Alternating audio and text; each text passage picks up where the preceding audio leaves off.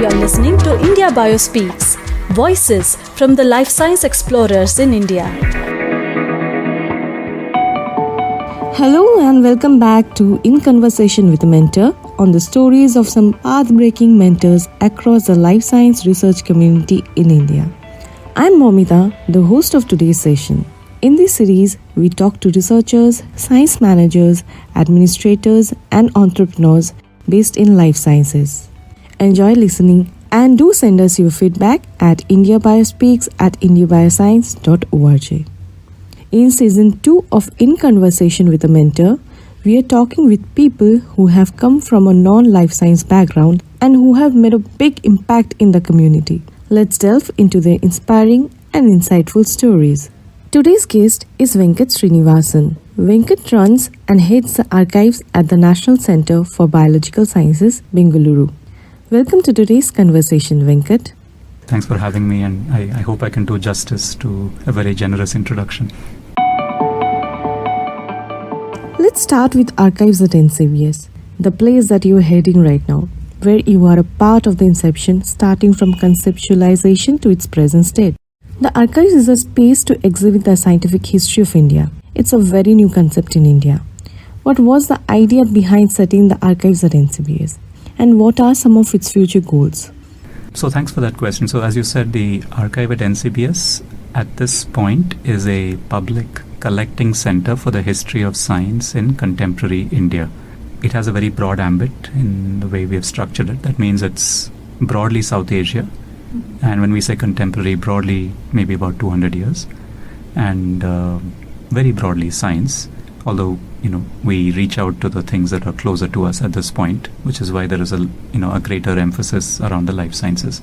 This has had many avatars in the last 5 or 6 years. When I joined NCBS, which was in 2016, I joined to help try and set up an institutional archive. So an archive that looked at the history of NCBS and the people who worked here and their research work. So, including, say, the papers of Ubaid Siddiqui, who was a co-founder of the space, K.S. Krishnan, Indudhara Menon, and Anna Spudik, who were both involved in a project on the Ashtavadyas in Kerala. So these were all the initial ideas to say, let's set up an archive that looks at this material. But the idea of an archive predates 2016 at NCBS.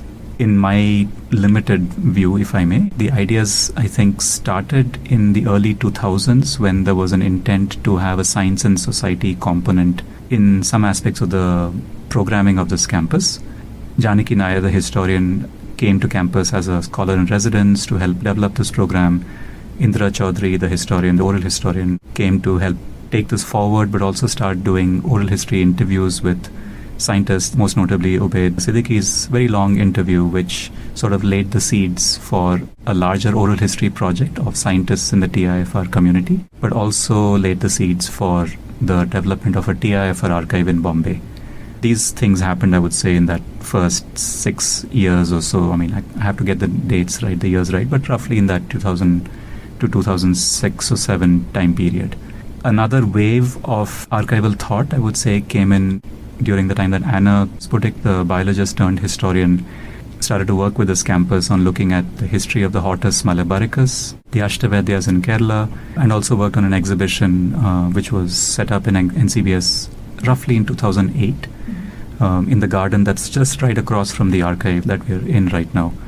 So this was, I would say, maybe a second or a third wave of interest in this conversation, and all of these waves have sort of sustained themselves over the years. There was, I know, a conversation in the early 2010s around trying to set up an archive around Indian music or classical music. We know this through others in the network. We don't have any direct evidence, although we do have a few letters in the archive between Ubaid, who was keenly interested in music, and musicologists and other scholars in other parts of the world. We don't exactly know what was going on, but that was another thread that was happening in parallel around the idea of an archive. That, of course, never took place here. Maybe the fourth wave was really around the passing away of Ubaid in 2013, when there was a rejuvenated interest, in my opinion, of trying to help set up an archive to reflect on his life and his body of work as a scientist and as an institution builder, looking at the private papers of an individual. 2015, when K.S. Krishnan passed away, also maybe that was another catalyst to this process. But by that time, I think the institution had already, really decided and was actively looking to set up an archive, as I said, around the institutional histories. And that's, I think, the call that started to sort of go in the networks in 2014. And I happened to have known Indra from other networks by that time. And I had been telling her about my personal interest in looking at the history of science and the way science is documented or reflected or captured, and told her about a certain intent of mine to move to India to try and do this without any particular place in mind. And I give her all the credit, to be honest, to connect me to this ecosystem called NCBS. I'm not a biologist, as you had indicated in the opening. I'm trained primarily as a material science researcher and a journalist prior to that. So that was the intersection point to sort of come and see what NCBS was interested in. I shared some of my ideas, and that took us in this sort of another wave or another trajectory of helping to try and develop an institutional archive. But soon after we started the work, in 2016-2017, we were approached by the family of an ornithologist who was the former director of SACON in Coimbatore, the Salim Ali Center for Ornithology. And his family was, through networks at NCBS, was curious to know whether we would be open to keeping his papers. He had passed away in 2009 or so. Again, I have to get the dates right. I could be wrong about that. And so when they were interested in this, we thought if there's one family interested, then there might be others. And so we could reposition ourselves not as an institutional archive, but as a public collecting archive for the history of biology. And we started narrowing it to say biology in contemporary India, broadly the 20th century. And that really paid off, because then we started receiving queries from other people, and we thought we can really do this well. And so when we opened the archive in 2019, our work in the process of building the archive started in 2017. And over those 2 years, we kept sort of working on material that we have here. In 2019, we opened as a collecting center for the history of biology in contemporary India. And maybe 10 months down the line, we again got a query from, the son-in-law of a physicist saying, would you be interested in keeping this? We don't know where to take it. They had reached out to some other archives who either did not respond or did not show interest. And again, we saw the material, we thought it was extraordinarily valuable for future generations. And so we said, we'll keep it while you find the right home for it. And then since we had it, we thought, let's just go ahead and process it, arrange it, make it visible. And then once we did that, then again we started getting queries from other scientists, other scientist families. And so sometime last year we said, let's really reposition and, focus on being a collecting center around the history of science in contemporary India. Let's focus on being a geographical node. Being in South India, let's reach out to people and places in this space. And let's see where this goes. So this is all about the process. So what about the content? Can you categorize what content the archives has till now? Maybe one thing that to clarify here is, before I go into content, is to maybe just give a little hint as to what an archive is. It's easy to say that we keep, and we're very fortunate to, at this point, keep the papers of, Ubaid Siddiqui, Ravi Shankaran, K.S. Krishnan, and the more recent collections that we've received, Professor M.S. Swaminathan, whose papers will be launched in a few weeks from today, Professor B.V. Srikantan, the former director of TIFR, Dr. Leslie Coleman, who was an agricultural scientist in the early 20th century in Mysore State. An extraordinary collection, a small collection, but just packed with all kinds of interesting details. So we tend to be a center which has the papers of individuals from, different points in history. Mm-hmm. As you noticed, someone as recent as the 2020s and someone from the early 20th century. So we do span that range. But an archive is distinct from, say, a museum or a library or a gallery. These four have overlapping interests and ideas. So galleries, libraries, archives, and museums.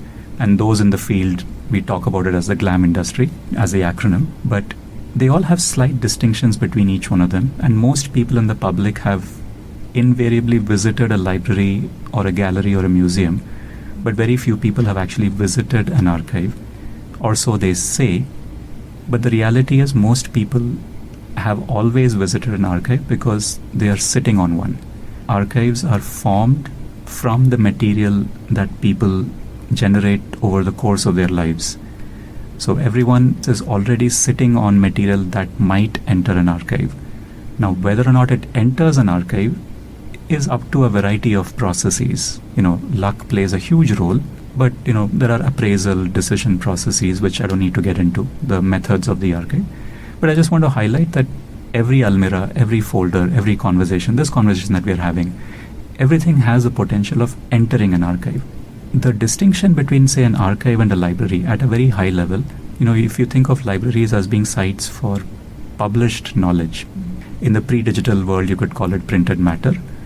In the digital world, you could call broadly, if you're looking at the sciences, scientific journals and such. You think of the library as being the site where people put out stories. And I use the word story broadly. A research paper for me is a story where you're constructing meaning from some data. The archive is the story behind the story. If you think of the research paper as being the tip of the iceberg, the archive is the rest of the iceberg, which is to say that what we keep when we say that we have the papers of X, Y, and Z are all the decisions, actions, and memories that led to their work over the course of their life. So this phrase that I've used, archives record decisions, actions, and memories, is coded into the Universal Declaration on Archives, which is put out by the International Council on Archives. It's the opening line for the larger one-page declaration, but it's an extraordinarily precise definition of what the archive does, and more importantly, what it doesn't do. So it records. I use this when I talk to students. Record is if you look at its etymology, cord refers to the heart, or in the olden times when people thought of that as being the seat of the mind. A record is an act of committing to mind. At least historically, that is its etymological origin. So archives are in a way committing to our minds decisions, actions, and memories. So the things that led to the thing, the things that led to the paper, the things that led to an invention. What are those things? Those things end up being letters, they end up being research notes, they end up being photographs, negatives, slides, annotations on research articles, administrative documents, small artifacts that may have some meaning in this process. Our role as archivists very often is to get into the mind of the person or the organization that we are archiving and try and constantly understand what were the form and function of that person, what were the decisions that they were taking. And the archive typically tries to display that process.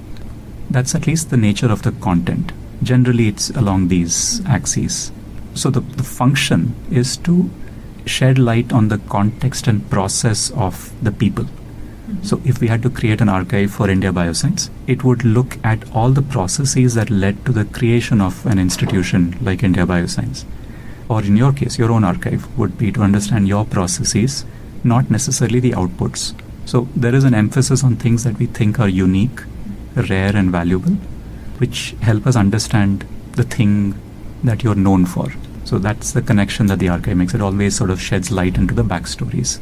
I use the word story to basically say that for me, when I especially speak to students who have no intersection with the archive, I tell them that archives are there to enable a diversity of stories. And enable is a key component of this sentence. Archives are not there to tell the stories. You tell the story through a podcast. But ideally, a podcast could dip into an archive and find material that's relevant to your narrative called a podcast. So ideally, the archive enables your process. And diversity is a key component. Diversity can only happen if you look for diversity of where material comes from. You look for diversity in who is describing it. And you look for diversity in how it's described. And you look for diversity in who accesses it. Those are 4 layers of diversity that one has to think about.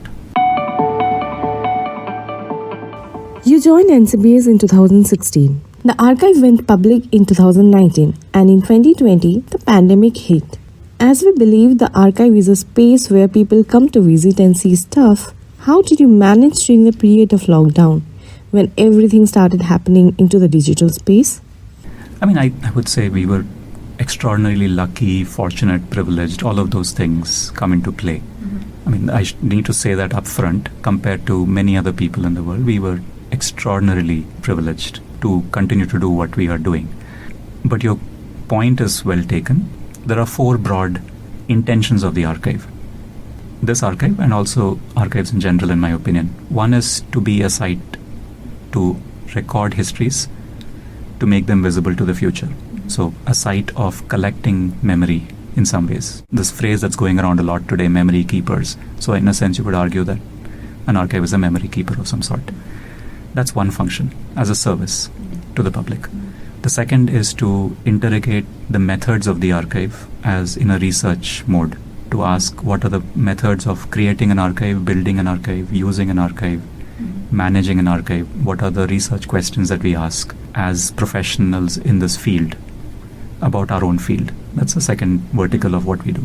The third is looking at building capacity in working with students or young professionals, in training them around being archivists or training them around sensitizing them to be archivists. Not necessarily because we expect them to be an archivist, but so that they, more importantly, to build an archival sensibility into one's way of working. And the fourth, which is sort of tied to what you were asking, is public engagement and awareness, which is broadly saying, let's resituate and reimagine the archive as a site that really strengthens our understanding of public and commons spaces, public spaces and the commons as is used quite often in the urban sort of areas that we live in.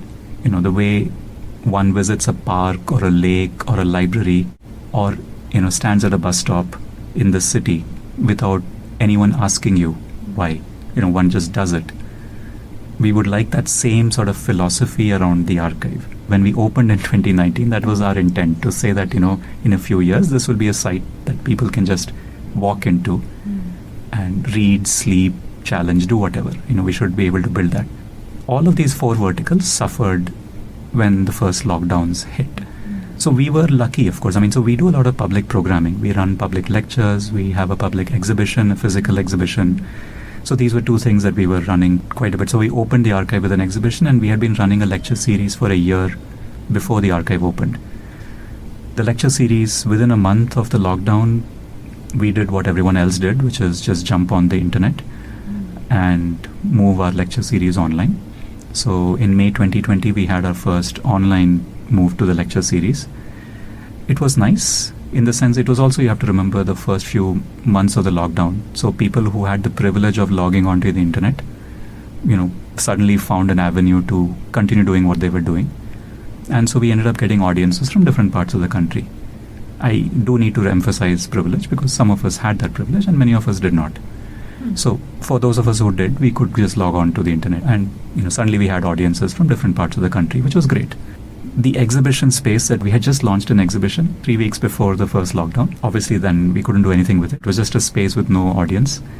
And for us, it really sort of, our ethos, as I said, really was to get people to come together. One of the most cherished things that I like about our lecture series is that it brings different kinds of people together for 2 hours. It gets the GKVK student of agriculture in conversation with, a historian of science for a brief moment. And if that can happen, I feel like, we're doing something that we wanted to do.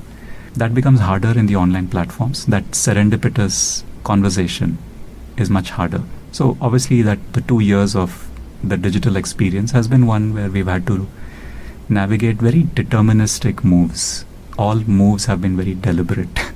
You opt in to go and you sign in. There's been a lot of reluctance to reveal ourselves. So, we end up not having our videos on, not having our audio on. So the engagement has obviously shifted in those 2 years. So that's all about the archive and NCBS. Let's talk about your career graph as well. We would like to hear about your educational background, your native, and if you can please tell us briefly about yourself. I grew up in Delhi, which is where I studied for school and college. I studied at Delhi University. I was in an engineering school in Delhi University. And, I gone to do my graduate studies after that in material science. And that was at Stanford University in California, which is where I was based. After which I got really interested in the research group that I was involved with called the Stanford Linear Accelerator Center, which is a particle accelerator. SLAC or something. SLAC, yeah. In short, it's called SLAC, although now it's called the SLAC National Accelerator Laboratory.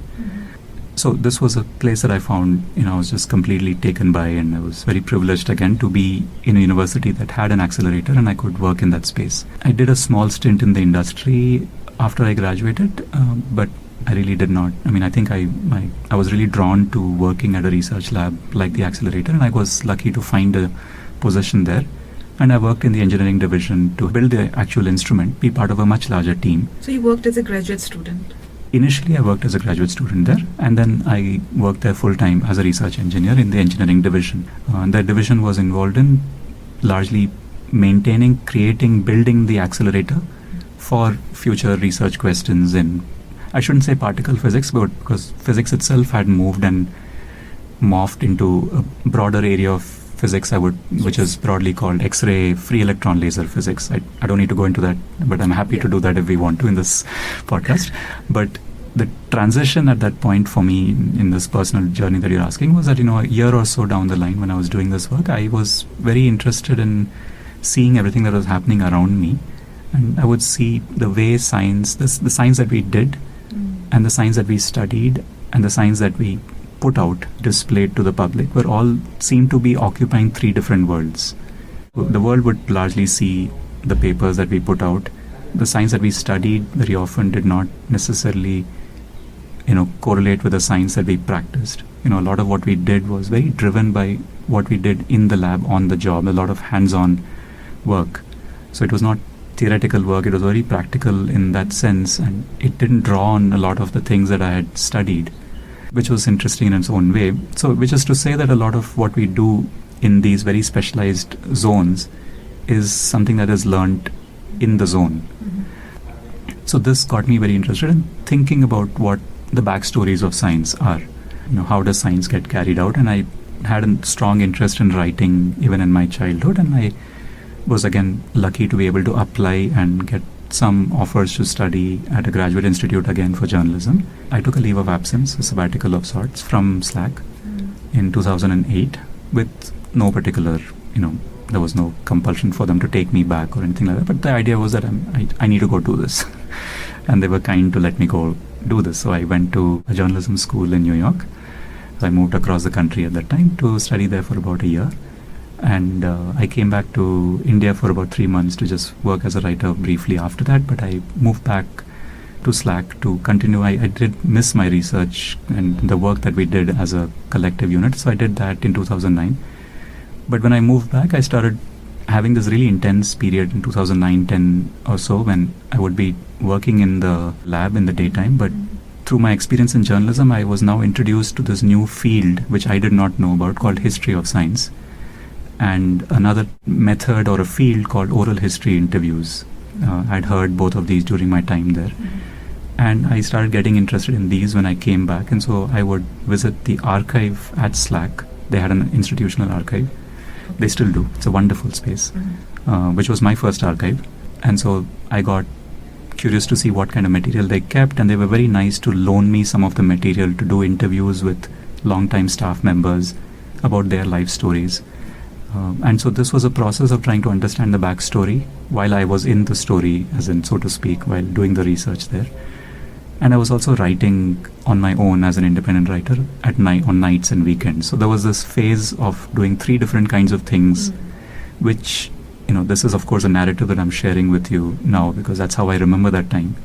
Memory plays weird tricks on you over a period of time, but that's how I remember it. A time when I had started to develop some broader ideas of what I felt an archive could be like without having studied the field. So I should apologize to all the professional archivists while I share this, but it was a way to sort of reimagine and rethink what an archive is and where it could be situated. But archiving as a field has been extraordinarily generous. Since then, every time I would reach out to an archivist, they would always respond and they would give me connections and, things to look at. And so it's been largely driven that way over that time. And then in 2012 or so, there was a potential for me to move to India at that time for a variety of personal reasons. And I was curious to know what I would do if I were to move, if I were to leave my work at SLAC and do this. And, I wasn't sure what that meant. So I was looking for people who work on oral histories of scientists in India. And if you do a general Google search or whatever platform, you will find one name that will come up right on top, and that is Indira Chaudhary's name. And I didn't know her then, but I just emailed her and just telling her some random stream of consciousness ideas, and she was very kind to respond to my email. And I'm very grateful that that connection has stayed over the last 10 years now.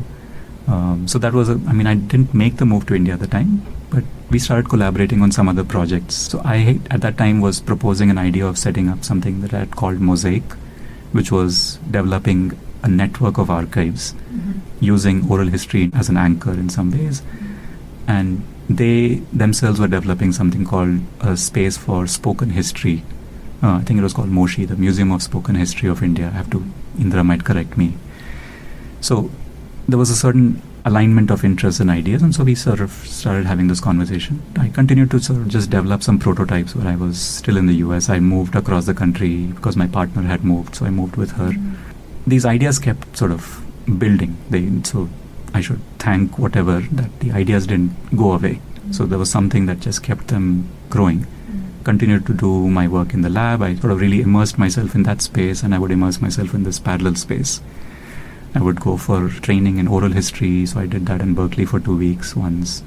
I went to a science writing training program in New Mexico. So I ended up doing a lot of these things in parallel, as in ways that I really credit looking back to help shape the way I see an archive now as being an in-between space.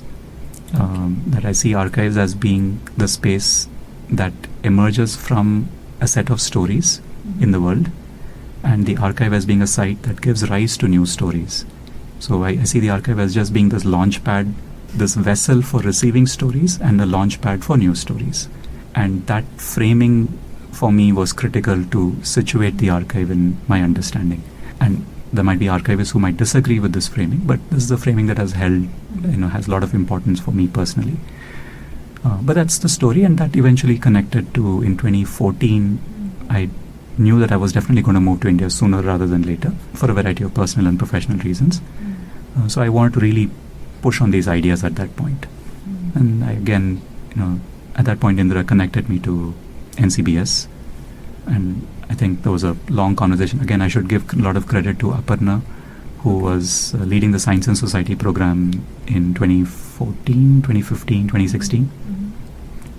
And she and I sort of really connected on some of these ideas, and so she was pivotal in being able to pull me into the space personally and sort of really make it easy for me to settle into this space and understand how it works, and also just be an intellectual colleague with whom I could have these conversations. So that was in those first 2-3 years of time. And of course, I ended up having a long conversation with a bunch of the other scientists in 2015 when I came to give a talk here around these ideas that were developing over many years prior to that. So that's kind of the origin of the move. Oh, it's fascinating to hear about your diverse background. We would like to end this podcast with one last question. What do you see when you imagine archives 10 years down the line? So when you ask what will happen 5-10 years from today, I really hope that, say, 10 years from today, people don't think twice on a weekend to say, let's go visit an archive, the same way that they would go visit a park. It's ingrained into our sensibility, and we demand of archives a certain right that is due to us, because archives, at least spaces like this, are public spaces, are partly funded. I mean, this is right now, I would say, largely funded through philanthropy, through CSR, but it is still a public space. So, it's partly funded through taxpayer-funded funds as well, and many archives in the city are. So, we would like people to engage, challenge archives. Don't see them as sites to keep, quote-unquote, pleasant memories, but see them really as sites that keep our collective history. And some of that history can be painful as well, and that's fine. That's important to, keep, to have a more nuanced version of science. Science should not be seen as a space for celebration. It should be seen as a space for reflection, dissent. Science should be seen as being extremely political, because it is. And we have to bring that ethos into science. And I hope people feel that way when they bring material into the archive. And I use the word political in a broader sense of the word. Unfortunately, the word political people tend to move away from. But we need to have a broader sense of the word. We need to own it. So that's one thing I would like from the public. And hopefully more students come and change this place. I think that's the only way it can grow. Thank you, Venkat. It was lovely talking to you and listening to your inspiring story. And thank you for giving us a glimpse of the archives at NCBS. We hope more people will come and engage with the archives. Thanks so much for having me, and thank you to all the people who have really shaped the archives in the last 5 years. So I would say largely the credit goes to this much wider body of people. So thanks again. Thank you all for listening to India Biospeaks in Conversation with a Mentor. We look forward to receiving your comments and feedback at indiabiospeaks@indiabioscience.org. Please follow our Spotify channel at indiabioscience.org. To receive notification of all our podcasts, subscribe to India Bioscience on Spotify and hit the bell icon. Keep listening. If you're passionate about scientific research, communication, outreach, and science education as we are, please connect and engage with us. And here are some ways to do so. Visit our website at www.indiabioscience.org. Subscribe to our newsletters. Write for us and join our online discussion forum at discuss.indiabioscience.org.